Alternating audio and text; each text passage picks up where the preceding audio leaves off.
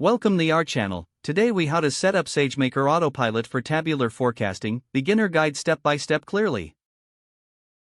To set up SageMaker Autopilot for tabular forecasting, start by signing into your AWS Management Console.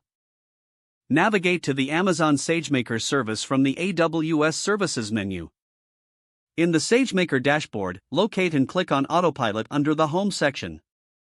Select the Create Autopilot button to initiate a new project. You will now need to provide a dataset. Choose Amazon S3 as your data source. Enter the S3 URI where your tabular dataset is stored. Specify your dataset format, typically CSV for tabular data. Next, define your target variable, which is the column you want to forecast. Select the appropriate forecasting settings as needed for your project. You can choose whether to enable data split settings for training and validation.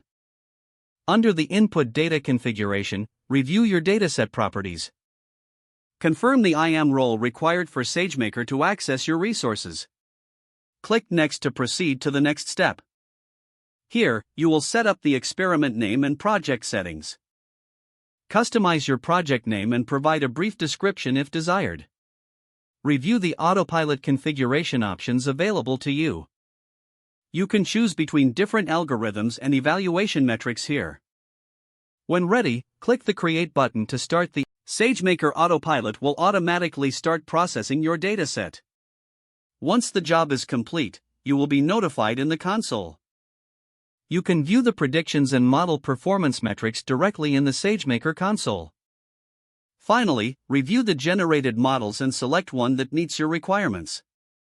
Deploy your chosen model for predictions or further analysis as needed.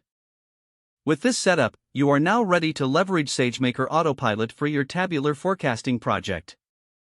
If the page does not load, refresh the browser or try again in a private or incognito window. Make sure you are using the correct email address, then retype it carefully to avoid small typos.